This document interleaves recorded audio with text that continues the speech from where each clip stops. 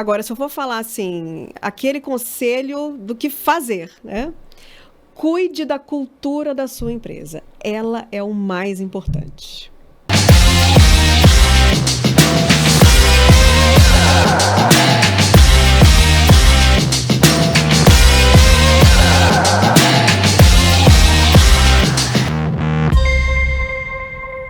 Bem-vindos a mais um podcast do Tela.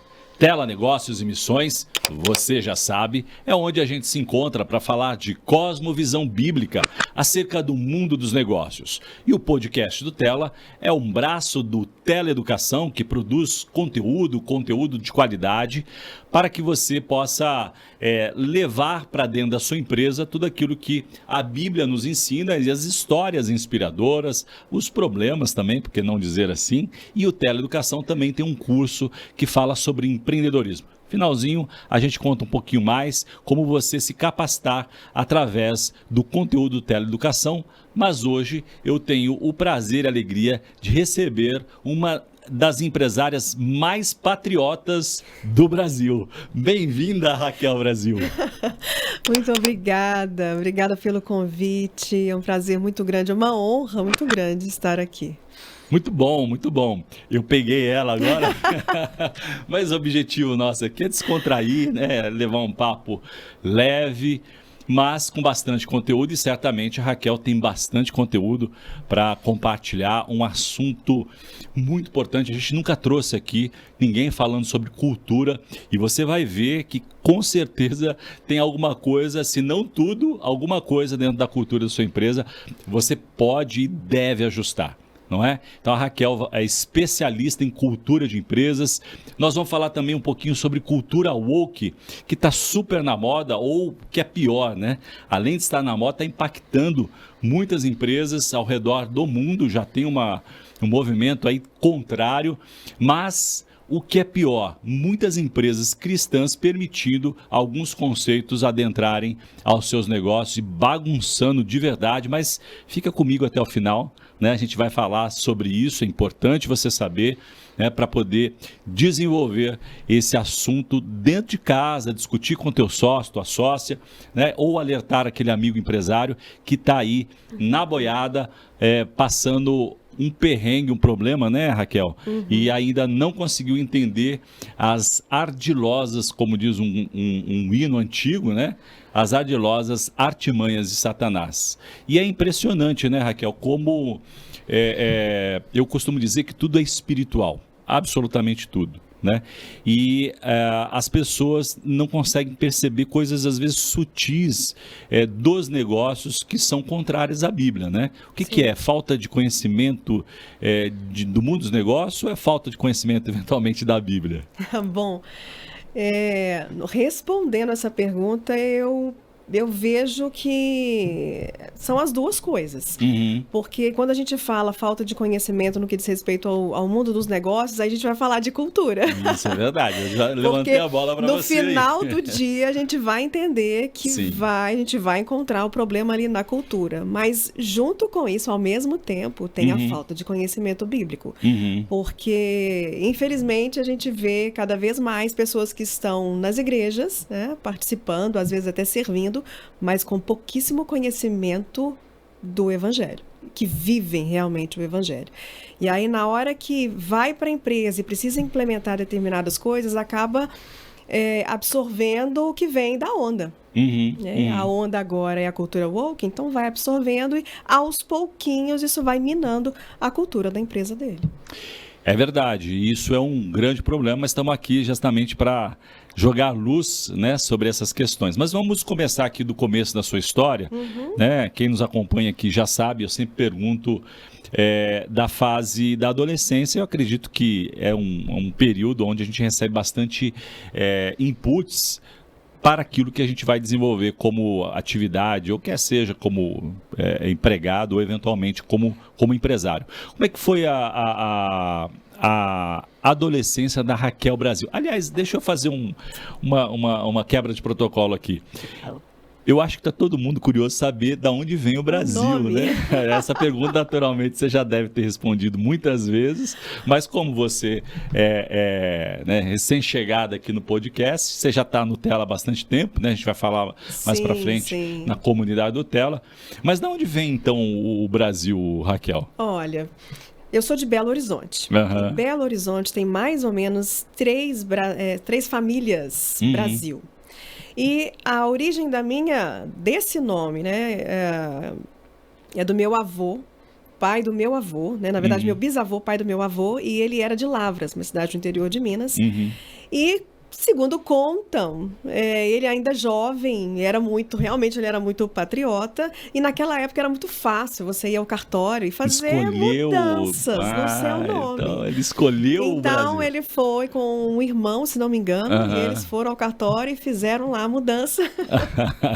E assim ficou, mas depois ele foi para Belo Horizonte, depois casou, foi para Belo Horizonte, e a família toda ali cresceu ali, e essa história se perdeu, mas ficou a família Brasil. Muito bom. Curiosa história. Você sabe que na família da minha esposa, tem aquela... você sempre tem na família, né? Alguém que imigrou ou do Portugal, da Espanha, né? Aquela história de Itália, guerras e tudo mais. E no caso da minha esposa, a família dela veio, né, para o Brasil exatamente por conta da guerra. E aí, Raquel, quando chegou aqui... acho que o bisavô dela, enfim, né? Quem chegou aqui no Brasil mudou o nome. Não usou nem o nome que tinha lá da Espanha e nem um nome que existisse. Acontece que ele criou um nome que é parecido com um sobrenome que já existe. E o que acontece? Todas as vezes, sem exceção, sabe quando você tem que ficar explicando o sobrenome? Não, é com I, é com S, é com Z. E eu falei assim, puxa, ele não imaginava que a criatividade dele ia gerar aí tantos desdobramentos, né? No nosso caso, a gente tem um problema com o S e o Z.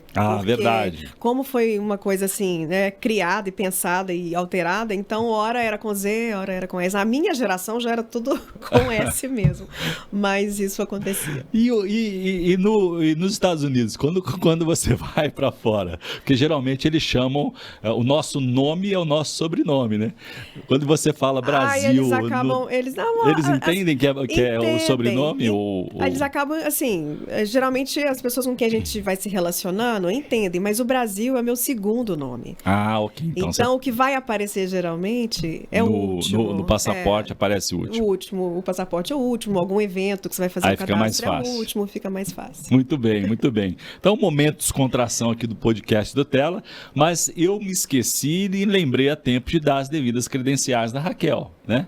Quem é Raquel? Raquel é consultora e mentora de cultura e liderança. Vamos falar de cultura, eu já disse isso aqui, né? E ela é CEO da NOS, tá correto? Pronunciei correto? Da NOS Instituto e Negócios. Casada com Alan, com 2 L's, não é isso? E mãe da Laura e do Bernardo. Errei, tá certo? Certíssimo. Inclusive a Laura já esteve aqui. Verdade, a Laura contou uma história muito bacana. Você então pode aí rever, né, na linha do tempo aí do podcast do Tela, uma história muito legal, uma adolescente empreendendo, né, desenvolvendo uma startup do segmento de livros, uma história, olha, recebi bastante direct, viu? Que ela foi uma inspiração, e é mesmo, né, com 15, 16 anos, tá empreendendo, e é isso, né, a gente fala bastante no Tela que existe uma graça especial para esse tempo para empreender, então vamos trocar o CLT pelo MEI ou pelo CNPJ, é uma boa proposta, não é? Sem dúvida. A Laura fez isso logo cedo, aos 14 anos, já com uma inquietude ali. A gente vai falar sobre adolescência, então é muito isso. Ela começou ali escrevendo e já partiu para uma startup. Muito legal a história dela, então você está mais do que convidado, convocado a conhecer a história da filha da Raquel Brasil. Laura Brasil. É isso aí, muito bom. Bom, então a gente falava da adolescência. Nos bastidores aqui você falou que tinha algo dentro que te dá uma inquietude. Conta essa história porque eu acho que ela, de alguma forma, é semelhante a muitas pessoas. Você sabe que às vezes eu recebo algumas pessoas, né? Mensagens, etc. Ou mesmo nos encontros do Tela, alguns jovens, né? Falam assim, puxa, eu assisti um podcast, parecia que estava contando a minha história, né? E a gente fica feliz porque cria mesmo essa empatia, essa conexão, né? Então, como é que foi a sua adolescência? Bom, diz a neurociência que a adolescência vai até mais ou menos 25, né? Mas como é que foi a sua adolescência aí com relação a essa questão da inquietação que você tinha com relação ao modelo formal de educação ou de desenvolvimento na área do trabalho? Quando falo em adolescência, quando vem essa pergunta, logo me vem a minha fase ali, exatamente dos 15 anos, que foi a fase que eu ia exatamente sair Hoje eu já não sei mais os nomes que a gente tinha, com os nomes que tem agora, ensino médio. Eu saía do fundamental e iria para o ensino médio. Né? E aí eu estudava numa escola muito grande, então a gente tinha acesso à informação das turmas mais velhas. E eu não me enxergava fazendo ali o primeiro ano, né, do ensino médio, estudando tanta física, química, biologia. Não que eu não entenda que isso seja importante, mas não naquela profundidade e na ênfase que a escola que eu estudava dava. Você gostava de estudar, mas eu gostava meio de que não fazia sentido. Mas eu gostava de outras coisas também. Sim, sim. E essas matérias, elas me davam um pouco de aquela coisa, um pouco de desespero. Meu Deus, eu vou ficar estudando só isso, só isso. E eu queria alguma coisa diferente, mas também não sabia o quê. A gente... naquela época a gente não tinha internet tão fácil assim para fazer pesquisas. No máximo a gente conversava com amigos. E conversando com amigos eu descobri que tinha uma outra possibilidade. É claro que já tinham as escolas técnicas na época, mas também não era o que eu queria fazer. E aí, conversando com uma amiga, eu descobri que o Sebrae, em Minas Gerais, tinha uma escola técnica de formação gerencial, mas que na época eu não conseguiria entrar para essa escola, porque já tinha passado o teste, já não estava mais tempo. Mas logo em seguida, a Fundação Torino, que é uma escola italiana, que foi para Minas Gerais na época que a Fiat chegou em Minas, e ela foi aberta para os funcionários italianos que vieram para o Brasil, mas depois ela se abriu para a sociedade de uma forma geral. E aí, exatamente naquele tempo, ela estava abrindo uma escola de formação gerencial. Olha que interessante. Exatamente para o ensino médio. Diferente, né? Na época era muito diferente. O Sebrae tinha 1 ano ou 2 no máximo de experiência com essa escola. A Fundação fez uma parceria, então tinha uma metodologia bem parecida. Mas era uma metodologia europeia, mas que se assemelhava um pouco ao que o Sebrae trouxe, porque a metodologia do Sebrae era austríaca. E aí, quando eu olhei a grade, eu falei, é isso. Apaixonou. É isso que eu quero fazer. Eu estudei química, eu estudei física, eu estudei biologia, mas eu também estudei outras coisas relacionadas ao mundo dos negócios. Na época, eu nem tinha noção de que algum dia eu poderia fazer o que eu faço hoje, atender empresários como eu atendo hoje. Mas essa inquietude foi que me fez chegar a um modelo de escola diferente. E ali eu fui até os 19 anos. E interessante que esse input te colocou numa condição depois, né? A gente vai contar um pouquinho da sua trajetória, mas te colocou numa condição também de fazer isso com outras pessoas, as outras empresas, né? Então, meio que você está reproduzindo um pedaço, ou pelo menos o conceito do que a Fundação Torino ali te proporcionou, não é isso? Muito legal. Bom, avança um pouquinho no tempo, 13 anos de Sebrae. Conta um pouquinho dessa história. Eu acho que tem algum aprendizado aí, né? Ou pelo menos aquilo sem dúvida, que te trouxe ao mundo do empreendedorismo. Sem dúvida. Ali que começou outra inquietude. Boa. Enfim, eu comecei... Eu falei que eu fui até os 19 anos na Fundação porque é um modelo diferente. Então, não eram 3 anos, como a gente tem no Brasil. Lá eram 4 anos e meio. Então, eu saí da escola já com 19 anos, e aí eu comecei a trabalhar nesse mundo Fiat, porque automaticamente a gente ia para o mundo Fiat. E aí, logo em seguida, indústria automobilística, trabalhando com comércio exterior. Eu fiz comércio exterior, é a minha formação original. Trabalhando com comércio exterior, e eu acabei nessa trajetória, sendo convidada a abrir uma empresa para prestar serviço para essa empresa que eu trabalhava. Então, eu abri uma assessoria de comércio exterior e comecei a prestar serviços para essa empresa que eu trabalhei ali durante alguns anos, uns 4, 5 anos. E aí, nessa jornada de abrir uma assessoria, eu comecei a conhecer outras empresas, fui trabalhar com uma trading. Então, vivendo esse mundo da indústria automobilística, mas também com outros mercados e outros negócios por causa dessa trading company, que eu comecei a fazer um trabalho junto com eles. E aí, nesse meio tempo, surgiu uma oportunidade de trabalhar na área internacional do Sebrae Minas. O Sebrae Minas, naquela época, tinha uma área de mercado e relações internacionais. Então, estava muito relacionado à minha formação, à minha experiência até então. E aí, comecei uma jornada ali no Sebrae. Então, durante esses 13 anos, eu trabalhei muito com projetos de vários setores. Agronegócio, trabalhei muito com cafés especiais. 10 anos trabalhando com pequenos produtores de cafés especiais que produziam exclusivamente para o mercado externo. Então, eu estive com esses produtores nas principais feiras de café do mundo. Então, a gente fazia todo o planejamento da área de mercado para eles. Além do agronegócio, confecção, tecnologia. Então, foram vários projetos diferentes, projetos robustos, com empresas mais estruturadas, projetos de longo prazo. E eu fui a responsável também pelas missões internacionais dentro do Sebrae por muitos anos. Então, foram mais de 40 missões em 22 países ao longo desse tempo. Uma bela escola, né? Uma bela escola, porque ali eu tive a oportunidade, sim, de aprender as melhores práticas do mundo empresarial desses países todos, né? E de setores diferentes, mas mais do que isso. Eu tinha a oportunidade de estar muito tempo com esses empresários. Porque numa viagem como essa, então a gente fazia feiras, fazia visitas técnicas, eram viagens de uma semana, 15 dias, dependendo, né, de qual era o país e o objetivo. O foco mais era benchmarking. Algumas tinham um viés ali mais comercial, mas a maioria era de benchmarking.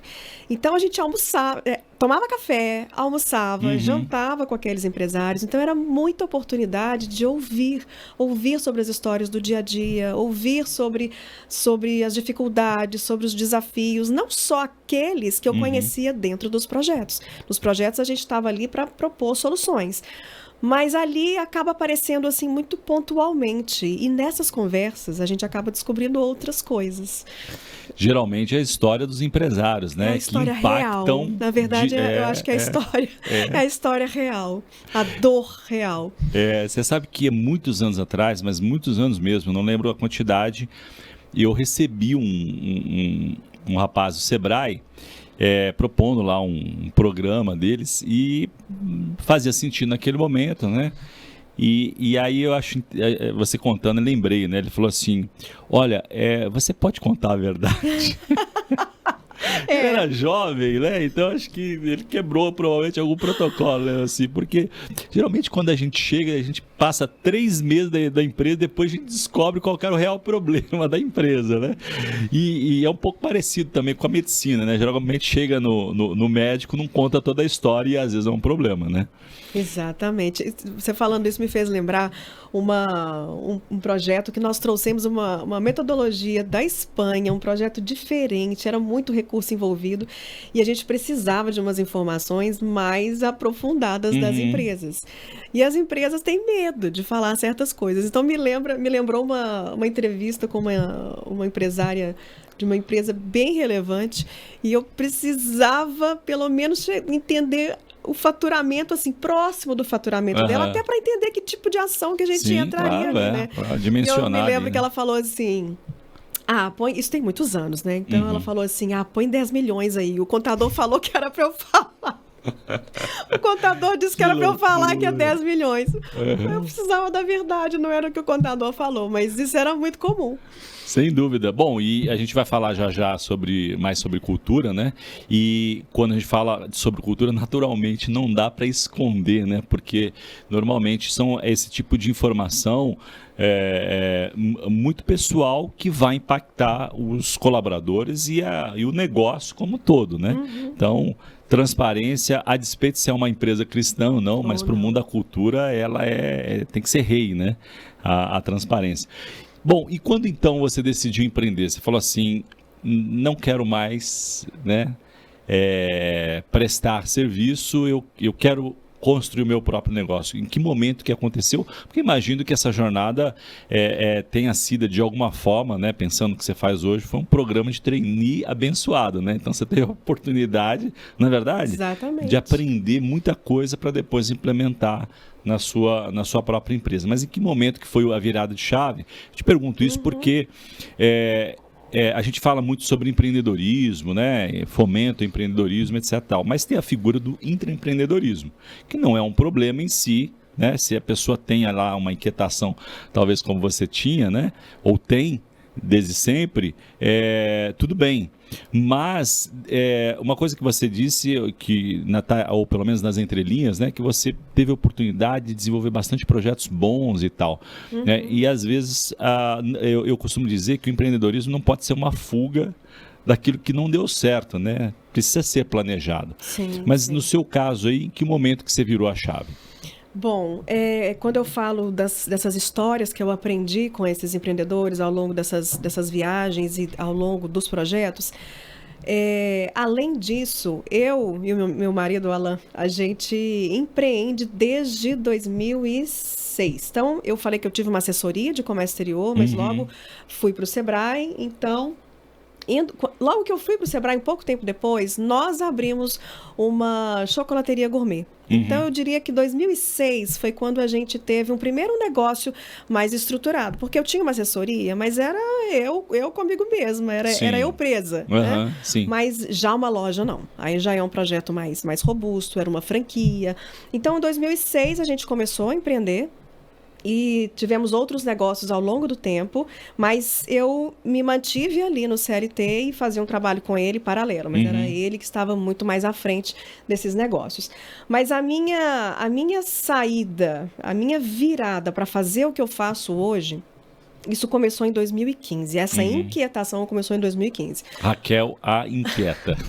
Quando eu comecei a olhar para aquilo que eu fazia, eu sempre gostei muito do trabalho que eu desenvolvia, mas tinha uma inquietude dentro de mim que era o seguinte: por que é que algumas empresas, dentro dos próprios projetos que eu trabalhava, por que algumas empresas despontam num curto espaço de tempo, algumas ficam ali no mesmo lugar e algumas morrem? Eu estou falando de um mesmo projeto, com a mesma metodologia, com os mesmos consultores, com o mesmo recurso financeiro. Qual que é o problema? O que acontece? Então, eu tinha tanta ferramenta na mão, eu tinha tantos especialistas que eu podia buscar ao longo do processo, mas eu não conseguia entender o que acontecia com determinadas empresas. E, ao mesmo tempo, nós, nas nossas empresas, também tínhamos alguns problemas que a gente não conseguia resolver. Então, tinha um problema ali, eu acabava levando, às vezes, um consultor, ou a gente mesmo fazia um planejamento, até estancava um pouco o problema, melhorava um pouquinho, mas não tinha transformação. Isso é que começou a gerar em mim um movimento de eu preciso entender, eu preciso descobrir o que é, e se eu conseguir descobrir, por que não ajudar outras pessoas. Até porque eu entendi que você estava vivendo essa dor também, né? Porque essa dor é de todo mundo. Todo empresário vai ter essa dor. E eu vou trazer já aqui o que é. Muito bom. Ô, Raquel, mas tem muitas vezes, né, o empresário brasileiro, sobretudo, ele reclama bastante. O empresário médio brasileiro reclama. É fato. Carga tributária, né, dificuldade de empreender. A gente está nas piores listas, né, que existem e também está em outras listas contra o empreendedorismo. É um desafio por dia, eu costumo dizer que é uma escola de fé todos os dias. Todos os dias. Porém, o brasileiro gosta de colocar na vala comum da falta de grana, né, da falta de dinheiro. Mas não é só isso, né, Raquel? Não é só isso. É claro que o dinheiro é uma variável importante, mas você acredita que existe algo maior do que o dinheiro que dificulta as empresas de crescerem e se desenvolverem, é isso? Sim, sem dúvida nenhuma. É claro que esses fatores externos, eles existem, eles são reais e alguns são enormes, mas uma boa parte deles a gente, enquanto dono de empresa, não tem muito o que fazer. Né? Então, onde que a gente consegue mexer? A gente consegue mexer naquilo que está dentro. Então, a empresa tem problemas de comunicação? Sim, eu acredito que sim. Tem problema financeiro? Tem problema financeiro. Tem problema no marketing? a gente vai ter uma série de lugares ali que a gente pode resolver problemas. Mas na minha visão, ao longo da minha jornada, e agora eu estou falando de mais de 20 anos, juntando aí toda essa jornada que a gente está contando aqui, de mais de 20 anos junto com donos de negócio, mas também empreendendo. Na minha opinião, o que faz com que as empresas tenham grandes problemas é a cultura organizacional. Eu gosto de falar cultura, porque quando a gente fala de cultura organizacional, parece um negócio assim de multinacional. Né? Eu acho que é um mito, não? Olha e fala assim, isso é coisa de Coca-Cola. Você já ouviu esse tipo de objeção quando você vai atender o empresário menor? Fala assim, puxa, a gente não tem tempo para isso, ou é um negócio que a gente Na verdade, no não meu precisa caso, ainda, né?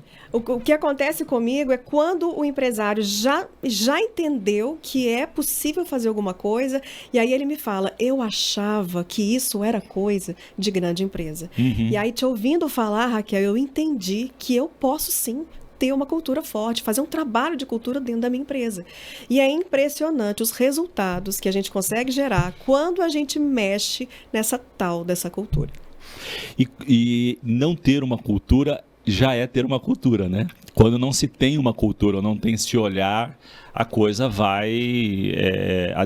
a Deus dará, se vai for, degringolar. Seria bom, né? Vai degringolar, né? Porque Deus dará, Deus quer sempre o melhor, né? A expressão dos meus pais aí. Eu costumo dizer que é o seguinte, Raquel, eu nunca fiz uma consultoria de cultura na minha empresa, eu nunca fiz esse tipo de trabalho, então eu não tenho cultura. Tem uma cultura. Toda empresa tem uma cultura instalada. Se foi você, que é dono de negócio, que implementou ou não, isso é uma outra história. Mas alguém que veio com o seu próprio modus operandi implementou uma cultura. Por quê? Porque a cultura é a vida como ela é dentro da empresa. É a forma como as coisas funcionam.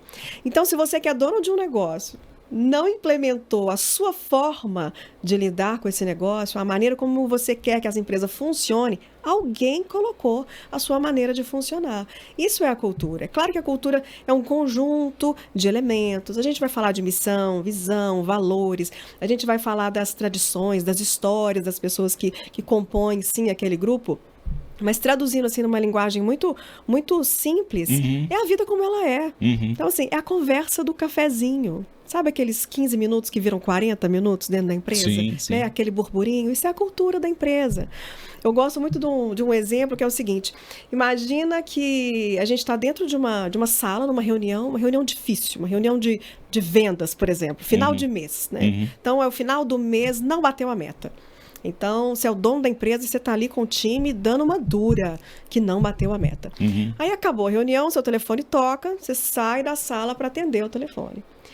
Aquele burburinho que ficou dentro da sala, aquela conversa na hora que você saiu, é a cultura da empresa, para o bem ou para o mal.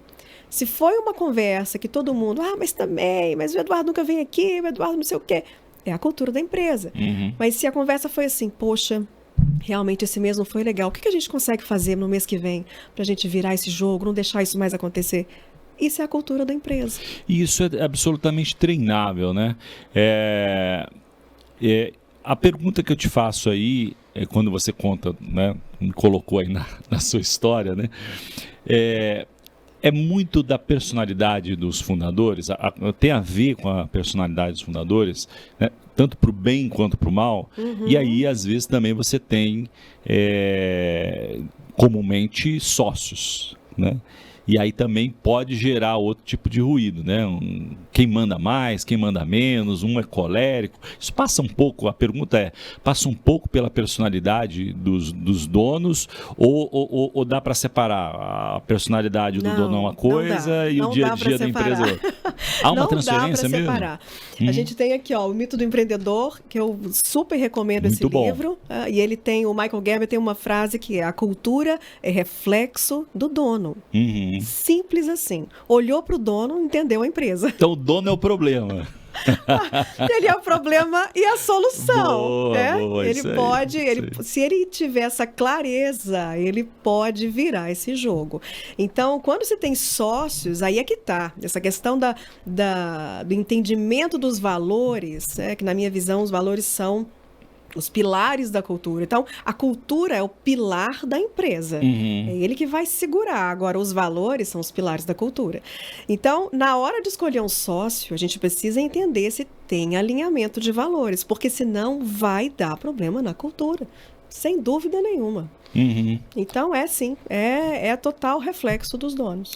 Você citou o Michael Gerber, né? O Mito do Empreendedor. Eu super recomendo que você compre esse livro. Você está pensando em empreender, é obrigatório, leitura absolutamente obrigatória para você ler, e você que está empreendendo já também vai aprender bastante coisas.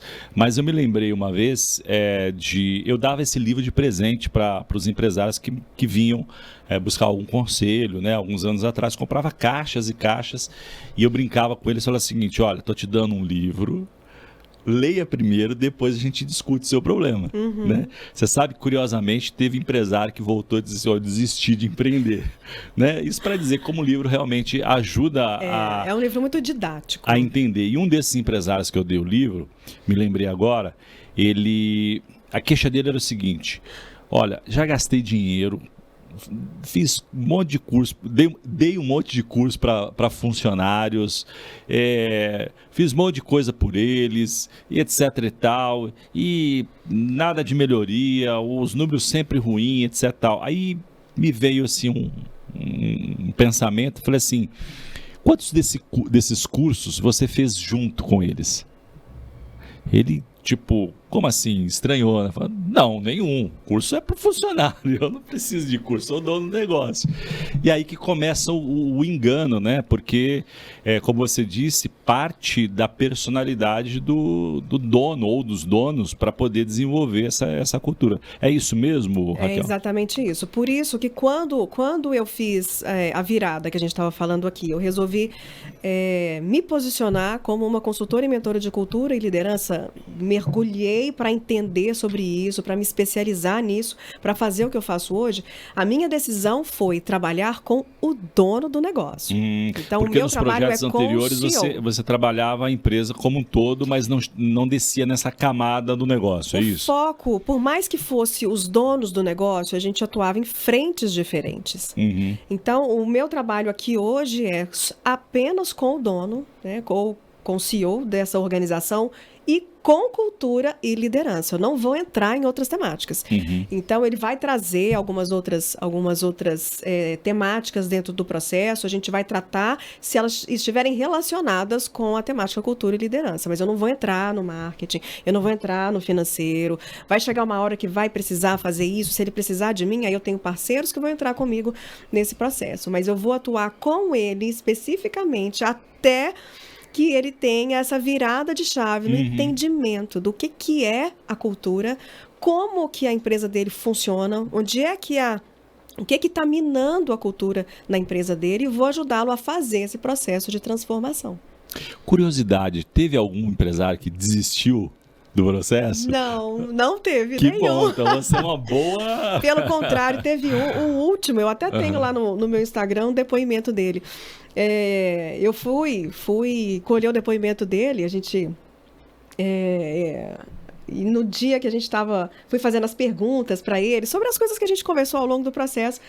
E aí, no meio da entrevista, ele falou assim: e nós conseguimos reduzir 40% do custo fixo da empresa só com o trabalho de cultura.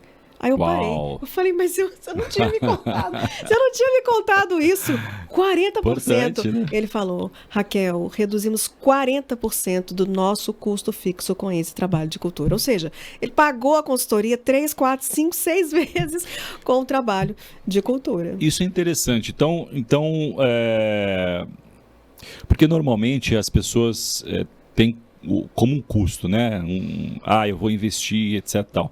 Mas você acredita de verdade que a cultura consegue reduzir custos? Porque uma coisa é você ter ali um desconto, né? Mas quando você reduz 40%, como você está citando, aquilo mexe no resultado, nos números, né? Na lucratividade da empresa do ano e dos anos seguintes, né? Você acredita que a cultura tem esse poder de chegar tão profundo nos números assim? Olha, a gente quando começa a falar de cultura, primeiro eu falei que o preconceito é porque é coisa de empresa grande. Isso é coisa de multinacional, então isso não é para mim. Isso é Brasil? Você falou que viajou bastante. Isso é um problema do brasileiro? O americano já entende um pouco melhor isso? Como é que é? Eu acredito que sim, até porque a gente tem muita literatura.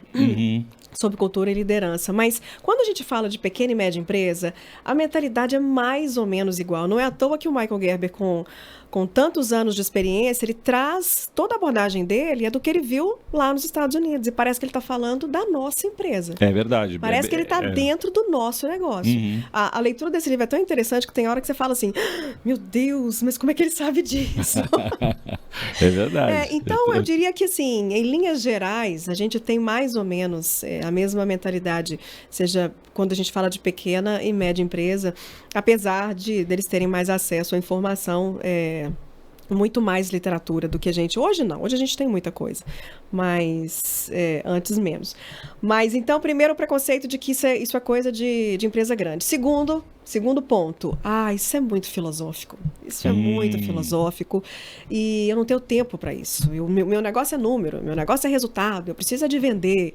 Então, muitas vezes o empresário vem com esse olhar, mas quando ele entende realmente o que é a cultura, o impacto que ela pode trazer na empresa dele, ele vai conseguir enxergar no resultado a diferença que vai fazer na hora que ele começar a mexer na cultura. Então a gente está falando de redução de custos, sim. A gente está falando de aumento de lucratividade. A gente está falando de diminuição de rotatividade. Rotatividade é um negócio que traz um custo altíssimo para a empresa. Sem dúvida. E as pessoas não pensam nisso. É um ralo, né? Então, de repente, tá saindo gente e eu não sei. Eu não sei por que entra e sai. Então, se parar para começar a entender, vai cair na cultura. É porque a gente está com uma questão importante aqui na cultura que a gente precisa resolver. Agora, não adianta mandar funcionário fazer curso, como você estava trazendo aqui, né? Não adianta ficar mandando fazer curso ou ficar fazendo um monte de ação aleatória. A gente precisa sentar e pensar esse negócio. Então, a gente precisa de um projeto. Vamos estruturar aqui. Primeiro, eu preciso entender qual é a cultura da minha empresa real, porque uma coisa é o que eu acho que a minha empresa é e como ela funciona. O ideal seria quando inicia uma empresa desenvolver isso, mas sim, não é a prática. Não, né? Nunca. Eu diria que assim, é raríssimo. Hoje, eu já recebo demanda de empresário no comecinho. Que legal. É muito interessante, mas a maioria já vem com o negócio já em andamento, empresas às vezes com 20 anos. Uau. Já de mercado. Ou seja, empresas que deram certo. Sim. Não tô dizendo que não vai dar certo. Empresas que deram certo. Mas poderiam dar mais certo, né? Muito mais certo. Se certo. ela impacta tanto. Eu falo que é dinheiro que está ficando na mesa.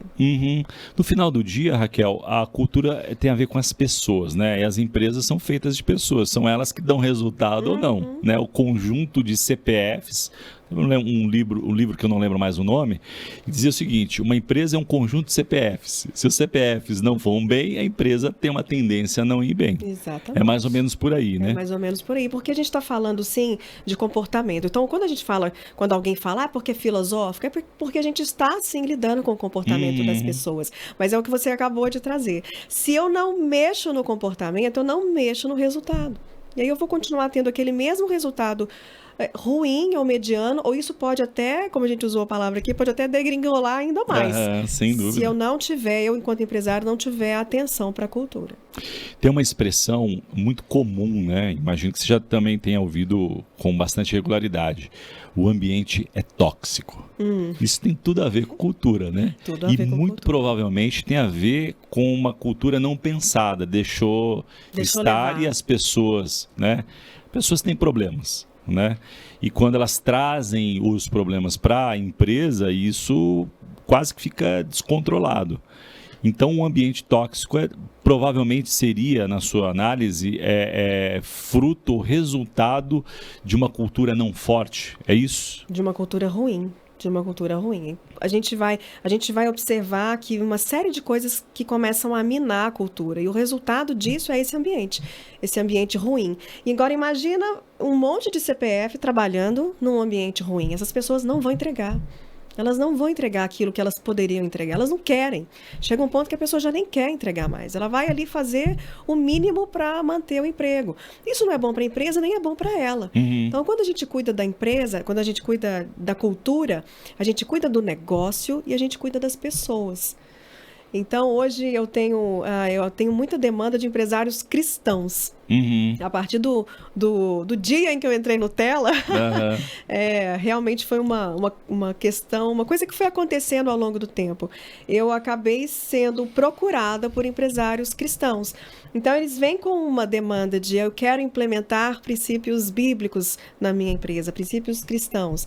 Então, como é que a gente começa? Primeiro, eu preciso entender o que é essa tal de cultura. Eu vou ajudá-lo a entender como é a cultura da empresa dele, qual é essa cultura ideal e alinhar essa cultura ideal aos princípios bíblicos. Colocar essa cultura debaixo de uma cosmovisão bíblica, teísta, cristã, com foco ali. Eu trabalho muito a questão da mordomia financeira. Então, trabalhando isso tudo, não tem como não mudar o ambiente. A gente vai mudar o ambiente e vai mudar o resultado. Sem dúvida. E o que acontece, por exemplo, na vida real, quando você tem um sócio que é cristão, que quer implementar aí uma cultura do reino, né? E o outro sócio não é cristão? O que você aconselha? Porque possivelmente é o caso de muitos empresários que estão nos ouvindo ou assistindo, não é verdade?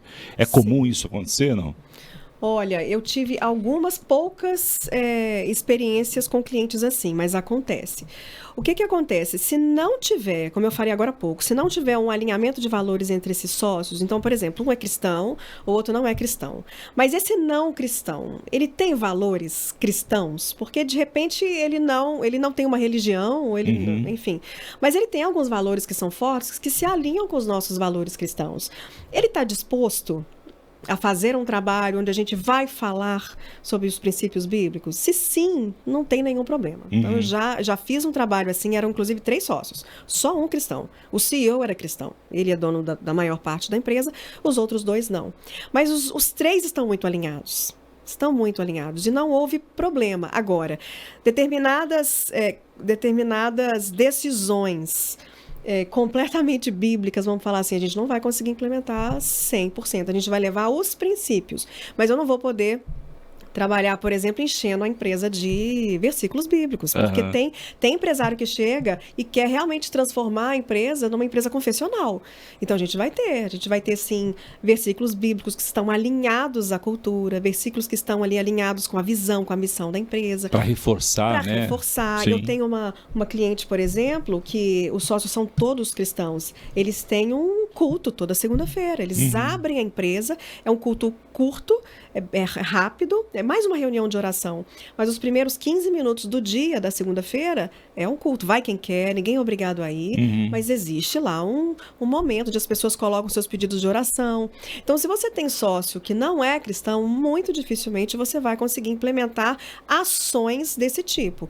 Mas a cultura, de uma forma geral, a gente consegue fazer todo o trabalho com princípios cristãos, se houver esse alinhamento. E você falando aí de empresas confessionais, qual é a diferença, na sua opinião, de uma empresa confessional e de uma empresa que tem princípios, né, faz dos seus negócios também a sua missão? Existe aí uma diferença? Porque aqui no Brasil, graças a Deus, né, e ao redor do mundo, a gente vê que é um tempo especial da parte de Deus, aonde os empresários se reconhecem como missionários. Isso é muito legal, né? E tem tudo a ver, ou sempre teve tudo a ver, mas de alguma forma houve um despertamento agora recentemente, né? Você tem, como empresário, você tem um poder de influência, tem um lugar de fala muito significativo, e isso pode e deve ser usado a favor do reino, para implementar o reino. Mas existem empresas que funcionam diferente, né? E existem até empresas que, com a boa intenção, começam de um jeito diferente, né? Eu também tive a oportunidade de aconselhar um empresário, e ele foi numa palestra, enfim, e aí ele conta que chegou lá na empresa, ele falou assim, bom, aqui vamos fazer culto, etc e tal, não sei o quê. Ele começou a perder os funcionários porque a queixa de uma pessoa mais próxima a ele, que os funcionários normalmente não falam para o dono, né? Tem a tal da rádio peão, que é uma cultura a conversa forte, do corredor. Não é? Faz parte, é um dos pilares da cultura. E os funcionários comentavam lá nos bastidores que o cara tinha ficado louco e estava querendo transformar a empresa numa igreja, né?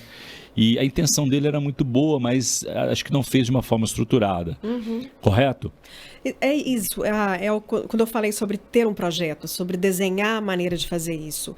Quando você faz um trabalho estruturado, você vai levar essa informação de forma estruturada. Então, o funcionário não acorda no dia seguinte e tem um culto dentro da empresa. Então, a gente precisa fazer isso de forma gradativa, primeiro, até para esses funcionários entenderem que tipo de mudança que está sendo feita ali. Não dá para pegar as pessoas de surpresa, senão a gente vai ter uma resistência e não vai conseguir os resultados. Pode até ter processo, né, com relação a isso, né? A pessoa se sentir ali ameaçada, porque agora eu tenho um emprego ameaçado porque eu não sou crente, né? Verdade. Enfim, então é preciso fazer um trabalho estruturado e transmitir esse trabalho, essa nova maneira de fazer de uma maneira estruturada para esse time. Então, a gente começa do comecinho mesmo, entendendo onde você quer levar essa empresa. Essa empresa nasceu para quê? Ele vai repensar tudo isso. Você está falando de propósito. Eu estou falando de missão, estou falando de propósito, estou falando de visão e dos próprios valores. Muitas vezes, a empresa tem lá um monte de plaquinhas na parede que não servem para nada.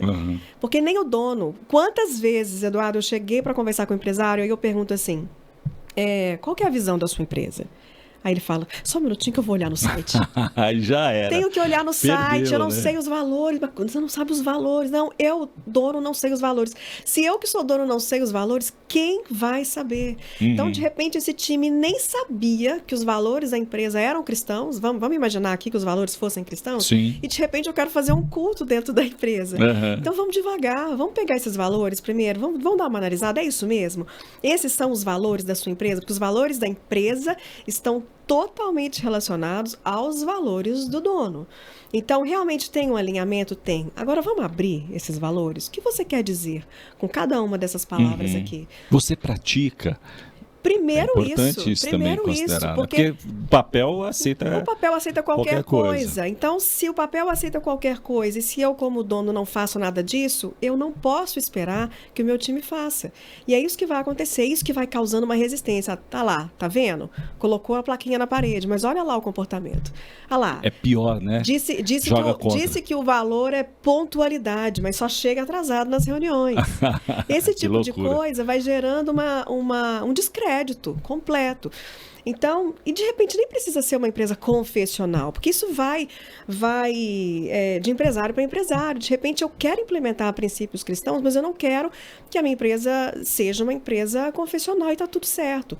Para cada uma a gente vai encontrar uma maneira de fazer e uma maneira de transmitir isso para o time, para trazer o time para o processo. Se eu não tiver o time comigo, não vai acontecer. Porque o sucesso de uma empresa, eu costumo dizer o seguinte: ele passa pelas mãos do dono, não está nas mãos do dono.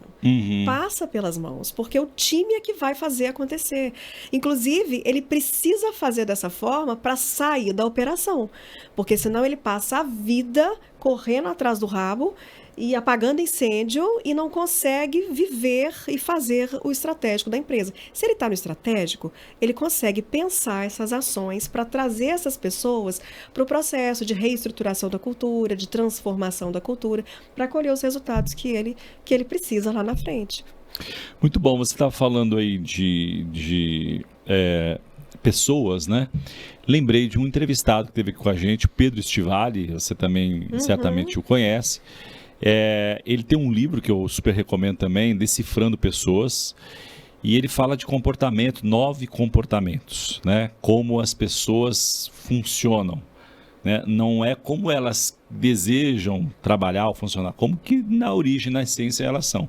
Você sabe, Raquel, que eu apliquei ali a metodologia do Pedro e foi impressionante. Bom, aconteceram 2 coisas legais, né? A primeira delas é que a gente percebeu que 80% das contratações tinham sido dentro do dom, do talento ali, da constituição, de como a pessoa... Vocês tinham acertado, acertamos, mesmo antes de aplicar o método. Mesmo antes de aplicar. E 20% estava próximo. E tinha uma pessoa só que estava assim, totalmente... E a gente entendeu por que aquela pessoa dava tanto problema. Mas a gente lá na empresa tem uma cultura, né? Falando de cultura, a gente tem uma cultura de dar oportunidades para a pessoa, para o colaborador se ajustar, né? Então a gente dá o feedback, olha, está acontecendo isso, etc. Então a gente costuma dizer que a gente dá 2 chances, né? 3 é demais, pelo menos dentro da nossa cultura ou capacidade de tolerância. Então a gente dá um feedback estruturado, não é por aqui, é por aqui. Investe, às vezes, no colaborador, né? A gente ele está no time até hoje, é um dos mais velhos. Excepcional, entrega, etc. Mas, Raquel, tímida. E aí tinha uma posição que era de liderança. E por tempo de casa, por conhecimento de processo, e porque ele merecia, era um upgrade de salário, tudo se encaixava, apontava para ele. Os colegas esperavam isso. Só que ele tinha uma limitação muito grande não de comunicação, ele não sabia cobrar, ou ele não sabia fazer a gestão de liderados. Então ele estava sempre ali numa posição que ele entregava acima da média.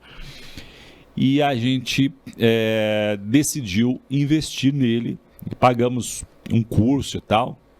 Esse curso foi extenso, e aí a pessoa dava feedback, falava assim, olha, ele é resistente e tal, não sei se vai chegar, não, vamos assistir. E demos 2 feedbacks para ele, e aí a gente entendeu que tinha uma questão pessoal. E aí eu perguntei para ele, falei assim, onde você acha que está o problema resistência? E ele falou assim, eu acho que está na minha casa, né? E eu, mas me explica isso, por que está na sua casa? E ele contou um pouquinho de como é que funcionava a dinâmica do lar dele, aonde a esposa era muito proativa ou proativa demais, e ele era o cara que fazia o que ela pedia. E ele disse que tinha muita dificuldade de pensar, e toda vez ele lembrava da esposa. Olha que loucura, né? Então, a pessoa que estava dando treinamento, nós compartilhamos isso, né? Com a autorização dele, compartilhamos isso com a pessoa que estava dando treinamento, e a pessoa pediu para conversar com a esposa. E é interessante isso, como as pessoas, né? E aí o cuidado de olhar para o ser humano, não só o funcionário, o número, pelo menos é parte daquilo que a gente desenvolve dentro da empresa como cultura.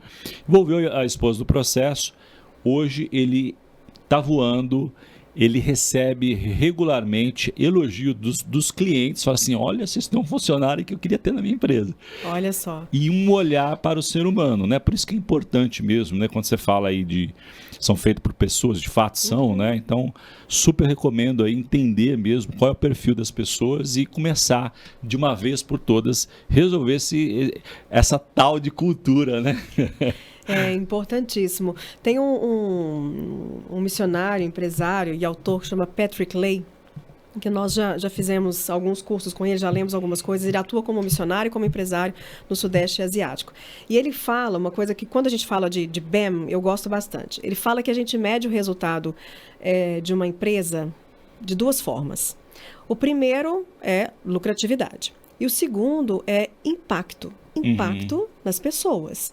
Então, a gente precisa alcançar os 2. Se eu estou tendo só lucratividade, tem alguma coisa errada. Se eu estou só impactando as pessoas, tem alguma coisa errada.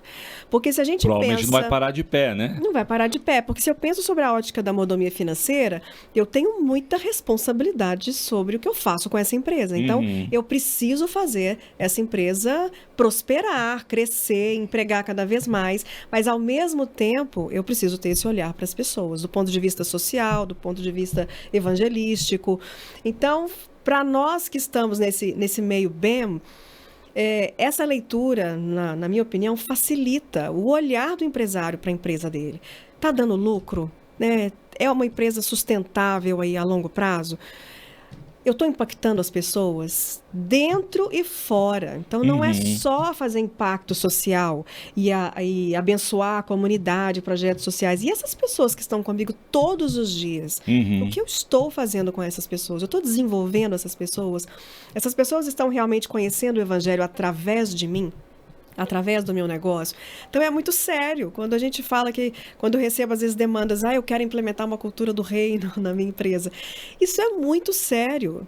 A gente precisa tratar disso com muito cuidado. Então, por isso que eu começo antes. Vamos dar um passo para trás? Vamos entender primeiro o que é cultura. O que essa cultura pode fazer para melhorar ou para quebrar a minha empresa. Como que a minha empresa está funcionando. Entendi tudo. Entendi onde é que estão os desafios nessa cultura. Agora eu posso falar de cultura do reino, de princípios bíblicos.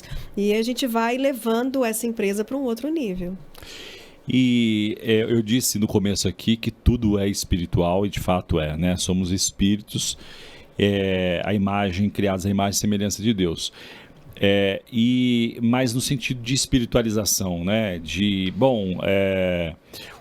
Eu digo até que existe o mito do Colgate. Você sabe qual que é o mito do Colgate, não? Não. Tem uma história, né?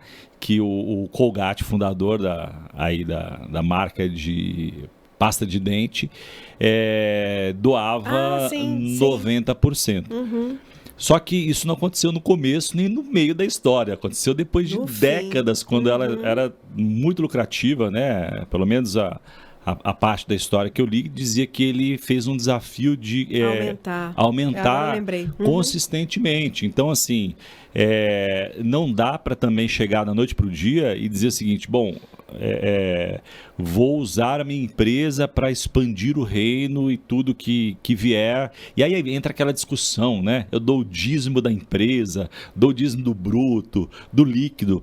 Então, acho que essa mesa, né, esse fórum de discussão da cultura, ela alinha muito isso, imagino eu, porque também tem uma outra confusão. A gente até citou aqui, você até citou, mas acho que é legal dar um pouco mais de clareza, né? Existem as empresas que são Kingdom Business, né? Que é um conceito aí global, que elas são criadas para evangelizar, mas tem todo um conceito de sustentabilidade. Ela precisa parar de pé, porque senão ela não consegue sustentar a missão. Então, a gente pode citar como exemplo cafeterias, né? Tem aí cafeterias ao redor do mundo, onde o negócio não é a cafeteria, é evangelizar pessoas, né? Escola de inglês, tem vários cases de escola de inglês. A gente teve também um entrevistado que ele se converteu numa escola de inglês, numa aula de inglês. Olha que legal. Mas o negócio ele é pensado para evangelizar, mas não deixa de considerar a sustentabilidade. E existem outros negócios que não têm esse fim, né, vou construir para entrar na China, por exemplo. Sim. Né? Mas ele, como você disse, pode e deve cuidar das pessoas, amar as pessoas, né? Tanto dentro e as pessoas que estão fora. Você acrescentaria mais alguma coisa nessa diferenciação? Você acha que tem uma terceira nuance aí? Eu acredito que seja exatamente isso. Essa lógica do Kingdom Business tem um movimento que está debaixo do BEN também, que é o B4T, que é o Business for Transformation, que são as empresas que nascem para fazer missões em países fechados para o evangelho. Então tem essa possibilidade também. Então, é o missionário que se torna ali um empresário, mas para entrar num país fechado. Porque eu posso ter um negócio aqui no Brasil com esse objetivo, mas aqui eu não tenho nenhuma restrição. Então, eu posso atuar dessa maneira, mas aqui o que é mais comum é a gente usar o nosso negócio como nossa missão. Sim. É um negócio convencional. Ele foi plantado para ser um negócio. Mas a partir dele, eu posso fazer da minha própria missão como dono desse negócio, posso fazer essa missão acontecer através desse negócio. E você acredita que qualquer empresa de um empresário ou empresária cristã cabe cultura do reino? Cabe cultura do reino. Ou precisa caber? Olha, eu penso que se ele é genuinamente cristão, é um cristão maduro. Aí puxão de orelha aí. Se é um cristão maduro, a empresa dele precisa ser uma empresa onde as pessoas entram ali e falam: peraí, aqui tem alguma coisa diferente. Eu gosto de pensar sobre a questão do amor, né? Também aprendemos no evento recente do Tela, né? O palestrante dizia que amar é fazer aquilo que precisa ser feito e cuidar das pessoas. Você não precisa necessariamente gostar. Não precisa levar para sua casa. Não é? Eu achei interessante essa diferenciação, né? Você não precisa levar para sua casa, mas o amor, se você é um cristão genuíno, deve ser o alvo ou deve fazer parte, de fato, da cultura da sua empresa, não é isso? Exatamente. Você me lembrou agora um caso interessante de um dos meus clientes. Eles têm uma empresa BEM, mas nem sabiam que ela era BEM já há muitos anos. E aí, vou contar rapidamente o caso aqui, porque é bem interessante. Ela teve um funcionário que era jovem, e aí a namorada ficou grávida, e aí casou às pressas, e quando a neném nasceu, ela nasceu com um problema de saúde. E aí ele casou e ela incluiu a família no plano de seguro. Plano de saúde. Plano de saúde da empresa, mas a menininha não pôde entrar por causa do problema específico. O convênio não aceitou, porque era uma coisa muito específica, um tratamento caríssimo. Então, na época, isso tem 20 anos, na época, ela fez um plano de saúde separado para a menina. Então, assim, era o plano mais caro que qualquer outro funcionário tivesse. E essa menina hoje tem mais ou menos 20 e poucos anos. Ela continua dentro do plano da empresa. O funcionário continua lá até hoje. Quando foi recentemente, eles receberam uma carta do convênio falando que o convênio dela, a partir de agora, dobraria de valor. E aí o funcionário do RH chamou a dona da empresa e falou, e agora? O que a gente faz? Aí ela falou, mantenha. Então, tem mais de 20 anos que ela ajuda esse colaborador dessa maneira, simplesmente porque entendeu que era dever dela fazer. Então, em alguns momentos, esse empresário cristão vai poder honrar essas pessoas financeiramente. Em outros momentos, não necessariamente financeiramente. Tem outras formas da gente cuidar das pessoas. O ambiente, por exemplo, é um. Se eu cuidar do ambiente, eu estou cuidando dessas pessoas. Porque, afinal de contas, Eduardo, as pessoas passam mais tempo dentro das nossas empresas do que dentro de casa, muitas vezes, do que com a família, né? É verdade. E eu digo, às vezes, Raquel, que às vezes você vai ter prejuízo para cuidar das pessoas. Né? Talvez, né, pensando em galardão, né, se Deus quiser, ele nos recompensa no céu. Mas muitas vezes, por fazer o bem, você vai ter prejuízo. Isso é fato. São escolhas. São escolhas que a gente precisa fazer. Vamos falar de cultura woke. Né? Cultura que está permeando a sociedade, surgiu lá nos Estados Unidos, hoje já faz parte de muitas empresas, muitos movimentos, né? Mas conta um pouquinho aí qual que é o seu entendimento, conceito, vamos conceituar aqui para quem ainda não ouviu falar, ou quem não conhece. Acho que é importante conceituar o que é cultura woke, né? Já que você é especialista de cultura e por que é importante a gente falar sobre cultura woke dentro, não só, né, da comunidade de cristãos, mas de alguma forma na sociedade em geral, né? Porque isso está de verdade impactando em muito as empresas. Bom, assim, em linhas gerais, o que a gente pode falar sobre a cultura woke, ela está muito alinhada com o progressismo. E isso vem do pós-modernismo, ou seja, vamos falar assim, ela vem forte em meados do século passado, que isso começou já a entrar na sociedade, e uma lógica onde traz ali um feminismo muito forte, onde traz essa questão da diversidade muito forte.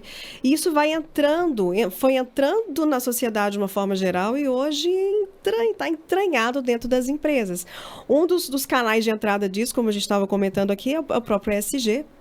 Não que tenha que ser assim, muito pelo contrário, a gente pode fazer um trabalho de ESG completamente bíblico, mas tem entrado nas empresas e as grandes empresas acabam sendo reféns dessa cultura woke. Mas quando a gente fala aqui das pequenas e das médias empresas, até uma fala do pastor Paulo numa palestra. Paulo Oliveira. Pastor Paulo Oliveira, numa palestra que eu estive com ele no Nordeste. A gente, enquanto empreendedor, enquanto dono dessa pequena, dessa média empresa, é uma forma que nós cristãos temos de frear esse processo. Porque dentro do nosso negócio, a gente vai ter muito mais liberdade do que nós, enquanto funcionários, do que enquanto CLT dentro de uma grande empresa. Ele fez um comentário assim, daqui a pouco você vai ser obrigado a assinar um e-mail de determinada forma, porque vem de baixo para cima, vem goela abaixo, e ou é assim, ou você está fora do processo. Quando a gente está dentro da nossa empresa, e aí, como a gente falou, se a empresa é reflexo do dono, eu consigo transmitir aquilo que eu acredito dentro do meu negócio. E aí eu vou definindo ali algumas barreiras para que isso não entre. Porque senão, assim como a gente falou aqui no início da nossa conversa, o que acontece? A gente, quando desconhece o movimento, a gente vai deixando entrar. E vai deixando entrar. E quando a gente assusta, a gente colhe, inclusive, um processo na justiça. A gente tem um caso de um parceiro nosso no escritório que está com um problema, assim, um processo em função de uma coisa que ele nem entendeu o que aconteceu. Já processaram. O que você está dizendo é interessante porque é importante ter clareza sobre isso, porque ela vem, o mal nunca vem com a aparência do mal, né? Então ela vem revestida de uma coisa legal, de palavras bonitas, de frases de impacto. Isso. Então é possível que a pessoa ou o empresário queira parecer moderno, né? Porque ela tem esse viés da modernidade, tem até um quê de respeito, né? Eles falam muito sobre respeito, mas só para ainda reforçar, jogar um pouco de luz, né? Para você que ainda não ouviu falar, vou dar um exemplo para você. Recentemente, os filmes da Disney estão permeados de cultura woke, né?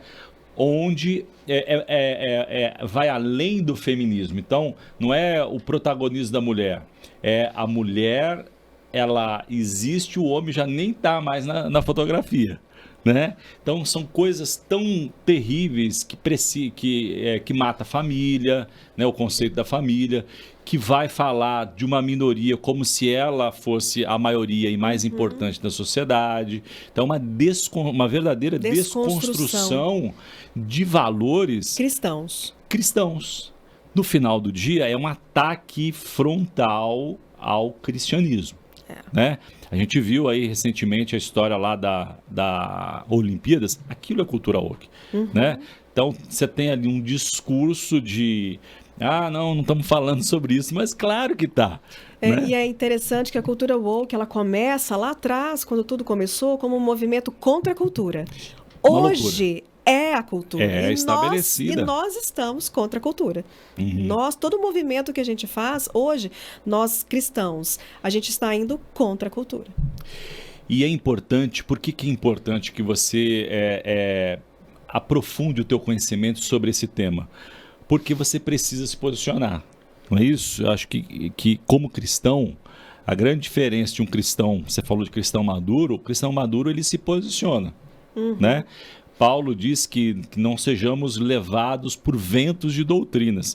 E as doutrinas elas podem ser de dentro da igreja ou pode ser de fora também. Sim. Né? Então, ventos de doutrina, para mim, são pensamentos, narrativas, uma expressão muito comum aí dentro desse universo todo, aonde impera aquilo que é demoníaco, eu não tenho outra palavra para dizer, que é o relativismo. Né?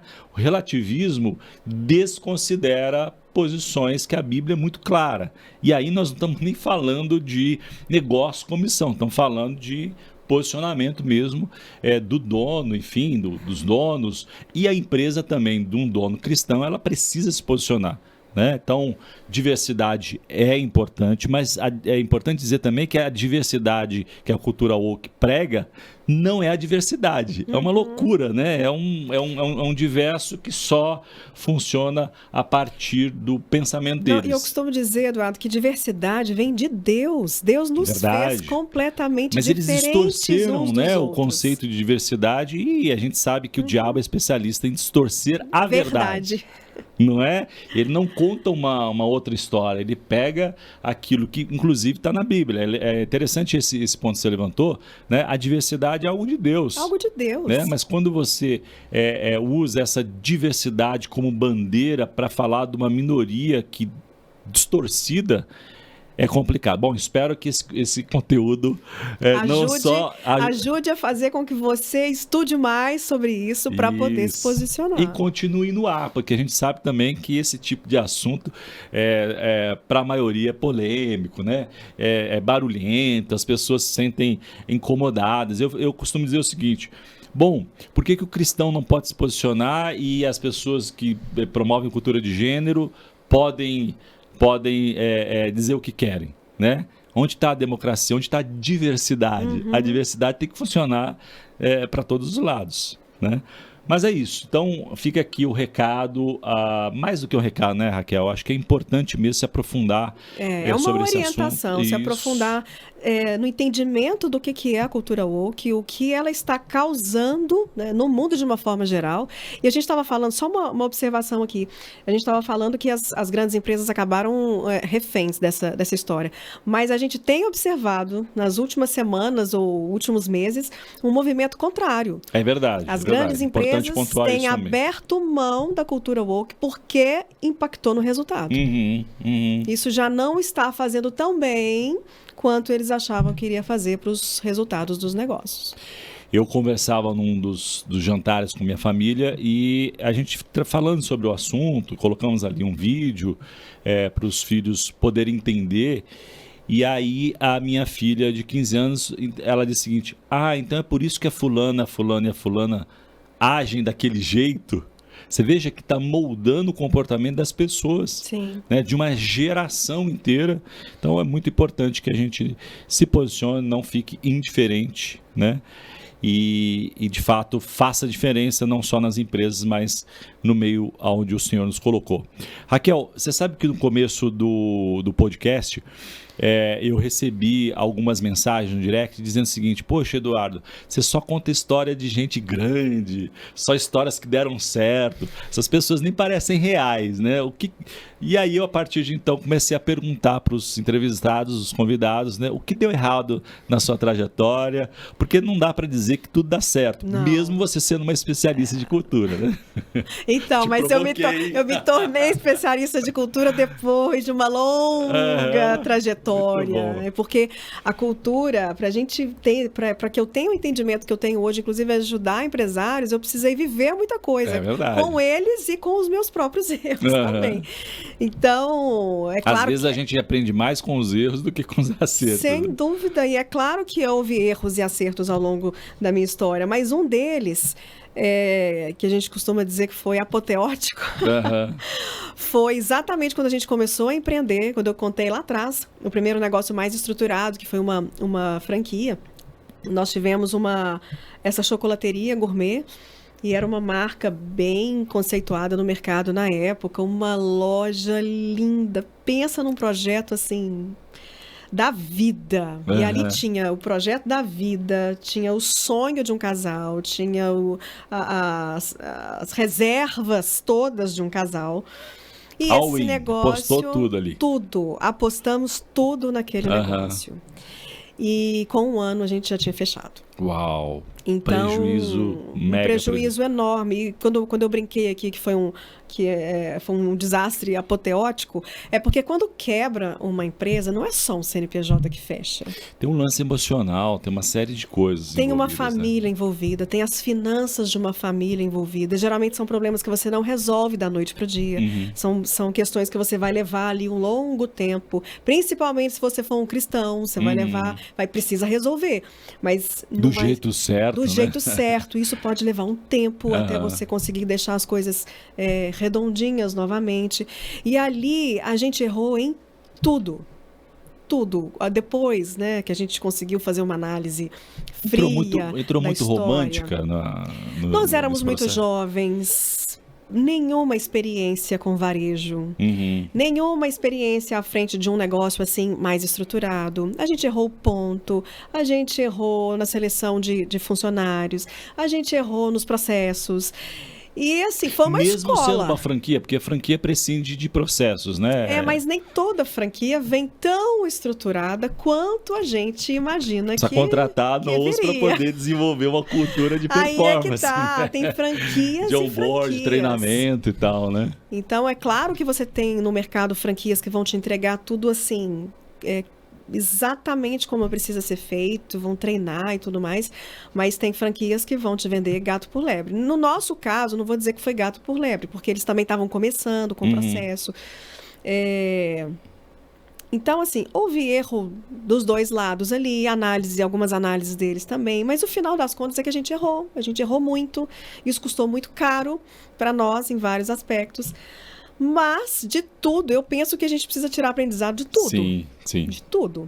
Não é possível que aquilo não tenha alguma coisa para nos ensinar. A frase, ou você ganha, ou você aprende alguma coisa. Então, por favor, deixa eu aprender com isso aqui, porque eu não quero viver de novo. É mais ou menos isso. E ali a gente tirou vários aprendizados que hoje, no que a gente faz hoje, às vezes a gente lembra. Isso aqui a gente já sabe que não vai dar certo. Ou quando vem um cliente que tem uma história muito parecida. A gente já sabe onde é que está o problema, a gente já sabe onde é que ele errou, onde ele pode errar. Então, a gente usou isso como alavanca, vamos dizer assim. Muito bom. A gente, normalmente, no finalzinho, a gente dá abertura para o convidada, dá um conselho, né? Deixa eu inverter a ordem aqui e te perguntar, né? Quem está pensando em empreender, por exemplo, a partir dessa sua experiência que você teve, se você tivesse que dar aí uma ou duas dicas do que não fazer, né? A partir da sua experiência negativa, mais, né, custosa e mais que de alguma forma te trouxe até aqui, né? O que você diria, olhando ali para a lente da verdade, o que a nossa audiência não pode fazer com Raquel Brasil? Tá, então o que você não pode fazer? Não abra um negócio no escuro. Sem conhecer o mercado, sem conhecer o setor, sem conversar com pessoas que já abriram, que já empreenderam naquele negócio que você está querendo abrir. Agora, se eu for falar assim, aquele conselho do que fazer, né? Cuide da cultura da sua empresa. Ela é o mais importante. Muito bom. A gente não tem tempo de explorar aqui, né? Você citou aí que é o caso da franquia, né? Existe o mito da franquia, sabia disso? Existe o mito da franquia que você compra um voucher da felicidade, né? E você entra no negócio que já faturando, que já está estabelecido. No seu caso, né, aí tinha um fator importante considerar, que era uma franquia que estava no começo, você disse, né? Mas existe um mito, e eu estou dizendo isso com uma conversa que eu tive com um executivo que valida modelos de franquia. Então, um cara que está há algumas décadas no mercado, e ele disse que é muito comum, Raquel. O empresário chega lá e fala, eu tenho X mil reais e eu queria comprar o negócio. Fala assim, mas você vai trabalhar no negócio? Não, eu vou dar para o meu sobrinho, para minha esposa, e acha que é um negócio prateleira, né? Não vai entender o mercado, acha que porque ele consome é algo lucrativo. Então, acho que é importante jogar a luz sobre isso, né? Franquia, de jeito nenhum, é uma garantia. Não estou dizendo que contra, seja ruim, mas... seja ruim, é uma forma de empreender, né? Mas precisa ainda assim... Dedicação, né? Tratar como um negócio, como o seu negócio. Talvez você erre menos, porque existem... Aliás, eles já erraram bastante, teoricamente. Aliás, uma forma também de validar perguntando, tem processo? Deixa eu entender quais são os processos. Quais são as culturas? Acho que é uma pergunta boa também, né? Qual é a cultura desse negócio? E como é que fica isso? Né? Eu disse que eu não ia me estender aqui, mas surgiu essa curiosidade. Como é que fica? Porque, de alguma forma, franquias de sucesso têm ali permeado uma cultura que, segundo a sua tese e experiência, levaram ao sucesso, contribuíram decisivamente para o sucesso. Como é que é isso, então? Você trazer uma cultura de uma companhia no modelo de franqueado? Olha, se é uma franquia estruturada, como a gente está falando aqui, que vem com tudo muito bem definido, desde os produtos aos processos, você vai importar essa cultura. É claro que ali você, como se fosse assim, imagina que fosse uma grande empresa, então tem a cultura da empresa, mas você é gerente de um departamento. O seu departamento tem uma cultura. Ela está debaixo de uma cultura maior, mas você tem a forma de fazer funcionar esse departamento. A gente não tem numa empresa, por exemplo, 10 departamentos. Cada um vai funcionar um pouquinho diferente. Cada um vai ter ali a cara do seu líder. É mais ou menos assim que funciona. Mas isso tudo está debaixo de uma cultura maior, que é a cultura da empresa. Se essa cultura daqui de cima for uma cultura forte, você vai ter muito mais possibilidade de ter um departamento ali que funciona muito bem, que roda muito bem. E na franquia não é diferente. Você vai trazer uma cultura maior, se ela é forte, facilita muito o seu trabalho, porque tudo vai vir muito alinhado com a cultura. E você vai dar o seu tom, a sua forma de trabalhar debaixo dessa cultura. Ou seja, cultura do começo ao fim. E esse olhar para a cultura tem que ser assim, todos os dias. Eu costumo dizer que a cultura precisa ser lembrada. Então, a gente falou agora há pouco, o colaborador chega na empresa, ele já viveu uma série de questões em casa, ele já viveu no trânsito, ele vem com a cabeça já... Nós estamos o tempo todo com as nossas questões pessoais e familiares na cabeça. Aí eu entro na empresa, chego ali, tem um monte de coisa para eu resolver. Eu vou lembrar de cultura? Eu não vou lembrar de cultura. E eu, enquanto funcionário, eu não vou lembrar de cultura. Se o dono não está lembrando, eu vou lembrar. Então, o que o dono do negócio precisa fazer? Por que o processo tem que ser estruturado? A gente precisa criar maneiras desse nosso colaborador lembrar da cultura o tempo todo. Eu tenho que ajudá-lo, eu tenho que criar formas. E aí a gente vai entrar nos artefatos, nos rituais, para fazer com que ele lembre da cultura o tempo todo. Tem um versículo na Bíblia que diz, ensina o menino no caminho. No caminho. Então, eu acho que é isso um pouco, né? É um processo de educação mesmo, e contínuo e constante. Não é uma informação... Que eu vou fazer uma apresentação, eu vou fazer uma festa, a gente vai fazer uma festa na empresa de final de ano, eu vou apresentar a cultura e eu nunca mais vou falar sobre isso. Ou seja, educar os colaboradores acerca do conteúdo da cultura. Acerca do conteúdo da cultura. E aí, o que vai acontecer? Alguns vão olhar para aquilo e vão falar, uau, é isso mesmo, é nisso que eu acredito, eu quero trabalhar. É aqui que eu quero ficar. Mas também vai ter aquele que vai falar, não, isso aqui não é para mim. E tá tudo bem. Muito bem, deixa eu aproveitar então o gancho, né? Falamos aqui que cultura é um processo de educação constante, contínua, e para toda a vida da empresa também, né? Porque existem fases que você precisa ajustar ali algumas coisas, cultura, né? Sem dúvida. Deixa eu aproveitar esse gancho e falar sobre o Teleeducação. O Teleeducação está com um trilho novo de conteúdo exatamente para te ajudar a entender o que é esse bicho do empreendedorismo. Então, você tem dificuldade de entender, né? Não sabe aonde procurar. Então, agora achou. Teleeducação, você pode entrar no site Tela Negócios Missões, você tem uma parte lá do Teleeducação e você vai ver um trilho de conteúdo para você aprender, né? E ali já, de alguma forma, já vai ajudando a construir a cultura, porque fala bastante sobre cosmovisão bíblica. Mas aqui a gente está fazendo um desafio, Raquel, diferente. Então a gente, mais do que você comprar um acesso, a gente está incentivando a você comprar vouchers e investir na vida de jovens e adolescentes da sua comunidade. Muito legal essa ideia do pessoal da Teleeducação, né? Então você certamente conhece 2, 3, 10, 12 jovens na sua comunidade que não sabe para onde vai, né?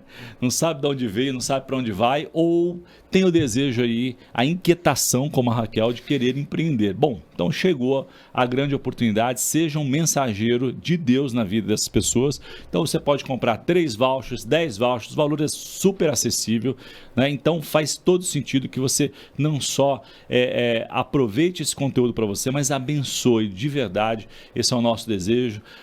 Os custos são muito acessíveis, então não estamos falando aqui de vender curso, de ganhar dinheiro, nada disso. A gente acredita, Raquel, que nós temos uma oportunidade, uma janela de oportunidade nesse tempo de levantar, de constituir a maior geração empreendedora da história deste país e, quiçá, do mundo inteiro. E o Teleeducação está aí contribuindo com esta jornada, com esta missão de levar essa visão, portanto, de conteúdo de empreendedorismo baseado em princípios bíblicos. Legal isso, né? Muito bom. Poder empoderar, aí isso é o empoderamento de verdade, né? Não é essa coisa da cultura woke de fora para dentro, é de dentro para fora, né? É o conteúdo que transforma, né? Estamos caminhando para o final, tem uma pergunta importante para você. Falando ainda de cultura, hoje a gente vê a tecnologia, sobretudo com inteligência artificial, cada vez mais presente, né, no dia a dia das empresas. Dá para dizer que tecnologia é também uma cultura, Raquel?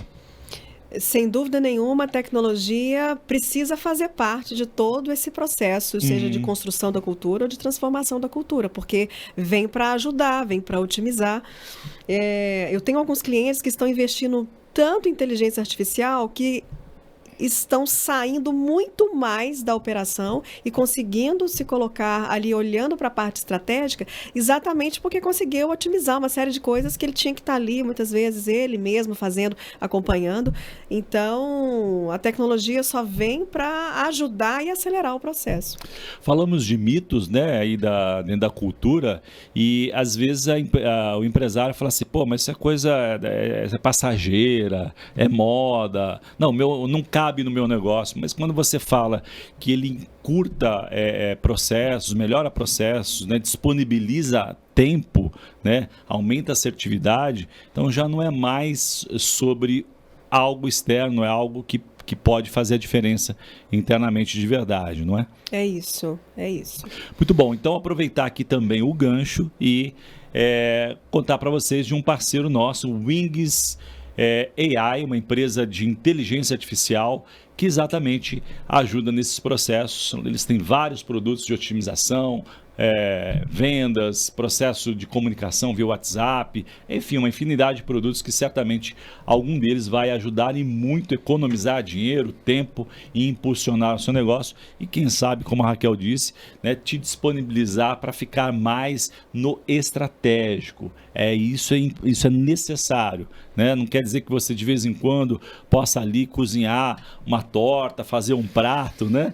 Mas o negócio só cresce se o dono for para o estratégico, não é verdade? Esse dono precisa sair, conseguir sair da empresa, que seja para tirar umas férias, e essa empresa precisa continuar funcionando. É isso aí. Então, Felipe, põe na tela para a gente aí, wingsgroup.ai. Acesse aí o site desse parceiro e certamente você será muito abençoado aí na otimização e desenvolvimento dos seus negócios. Raquel, estamos indo para o final aqui, passou super rápido, né? Conversa boa é assim, né? Vai super rápido. Bom, você já citou aqui o Michael Gerber, né, como um livro... O Mito do Empreendedor. Quase, praticamente, eu diria que é obrigatório, mas então fica a minha dica, tá bom? Tirando a Bíblia, que é o maior livro sobre empreendedorismo que eu conheço, né, e muitos que vêm aqui concordam comigo. Você concorda comigo, não? Sim, concordo. Se um empreendedor, se a empreendedora tivesse que ler um único livro na vida sobre empreendedorismo, qual livro que você recomenda? Olha, vou fazer uma indicação para aquele empreendedor cristão que tem uma empresa BEM ou que quer ter uma empresa BEM. A minha dica é Dinheiro, Bens e Eternidade, do Randy Alcorn, se não me engano, o nome dele. Tá na Amazon, encontra fácil? Encontra fácil, é um livro um pouco mais denso, mas que vale cada página. É um processo de transformação de mentalidade no que diz respeito à cosmovisão bíblica, à mordomia financeira. Então, se você tem uma empresa BEM, tem que ler esse livro. Obrigatório. Obrigatório. Bom, quando fala de eternidade, certamente tem a ver sobre a perspectiva do céu, né? Então, sem dúvida. Se você quer, sem dar nenhum spoiler, né? É melhor ler logo. Muito bom, muito bom. Raquel Brasil, no dia de hoje, qual o seu sonho grande? Meu sonho grande? Nossa! É conseguir levar essa mensagem de que é possível, sim, fazer do seu negócio a sua missão dentro de qualquer tipo de empresa para todo cristão nesse país. É possível? É possível. Muito bom. Bom, desejo para você, para nós, para o teu sócio, para as empresas que você desenvolveu o trabalho de cultura, muito sucesso. Obrigada, e foi um prazer muito grande compartilhar um pouco aqui da minha história, da minha vivência. Eu que agradeço. Prazer é nosso, porque sucesso é muito mais do que lucro financeiro. É sobre impactar vidas e servir ao Rei dos Reis. O que você está fazendo por vocação? Você precisa entender qual a sua vocação. Indo ou ficando, vá para aquilo que Deus quer que seja feito. Você não vai ficar rico porque teve uma boa ideia simplesmente. Você vai ficar rico porque tem um propósito. Minorias, é o que eu chamaria de mercados étnicos. Agronegócio, água, tecnologia, globalização. Eu sugeriria a área da sustentabilidade.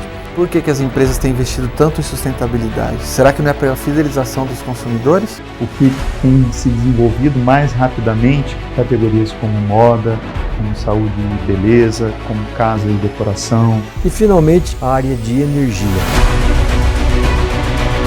Nós estamos diante de um cenário em que a gente tem as mudanças culturais e tecnológicas muito importantes. Essa mudança de cenário tem desafiado a igreja a ter conhecimentos específicos e saber utilizar essas ferramentas para a glória de Deus. O Tela Masterclass é, para mim, exemplar nesse sentido.